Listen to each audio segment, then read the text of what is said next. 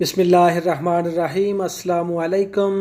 सिलसिला सूरतों के फ़वाइद, सूरत अल हदीद पढ़ने के फ़ायदे।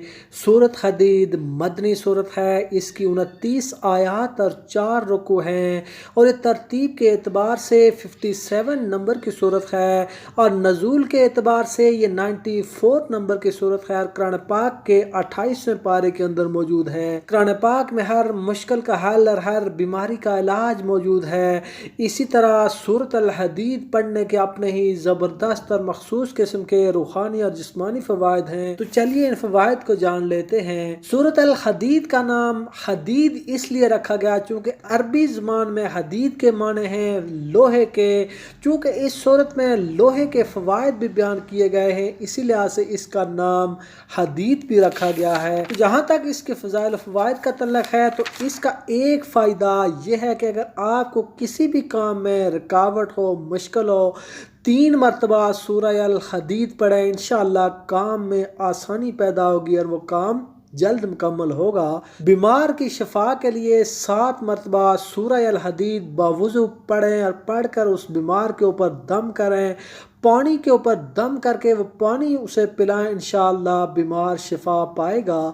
अगर कोई दुश्मन आपको तंग करता हो, सताता हो, परेशान करता हो तो 7 बार सूरत अल हदीद बावुज़ू पढ़ें तो इंशाअल्लाह दुश्मन आपको तंग करना छोड़ देगा, नुकसान नहीं पहुंचाएगा। और 7 बार सूरत अल हदीद पढ़ें और पढ़ के अपने ऊपर दम करें तो इंशाअल्लाह आप दुश्मन के शर से महफूज रहेंगे। तरक्की और रोजगार के लिए 70 बार आप सूरत अल हदीद पढ़ें तो इंशाअल्लाह आपका कारोबार में तरक्की होगी और हर कारोबार बहुत खूब चलेगा और फलेगा फूलेगा। बीमार पर पड़ें तो बीमार शिफा पाएगा। दर्द व बुखार के लिए इसका नक्श बहुत मुफीद है। इसका नक्श लिख कर अपने पास रखें तो इंशाअल्लाह ये दर्द और बुखार के लिए बहुत ज़्यादा मुफीद है।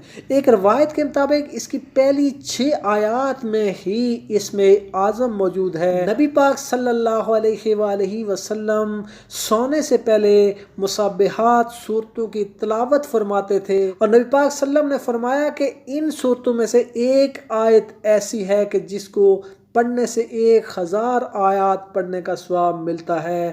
मुसब्बिहात सूरतें वो सूरतें हैं जिसमें अल्लाह पाक की तस्बीह और अल्लाह पाक के नाम हैं। इनमें सूरह इसरा, सूरह सफ, सूरह जुमा, सूरह तगाबन, सूरह हदीद और सूरह अल हशर और सूरह आला शामिल हैं।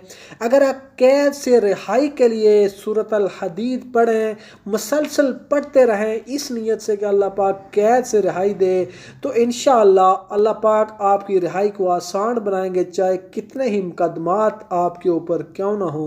सूरत अल हदीद पढ़ने वाले के ऊपर लोहा असर नहीं करता, कोई भी ऐसी लोहे की ज़रब, तीर वगैरह उस पर असर नहीं करता। लड़ाई में किताल के दौरान वो लोहे से महफूज रहेगा। तो दोस्तों अगर आपको वीडियो पसंद आए तो इसे लाइक करें, शेयर करें, हमारे चैनल को सब्सक्राइब करें और बेल आइकन को ज़रूर प्रेस करें और इस नेक काम के सिलसिले को आगे फैलाने के लिए इस सूरत को शेयर करें ताकि नेक काम का ये सिलसिला चलता रहे। मिलते हैं अगले वीडियो के साथ। अल्लाह हाफिज़।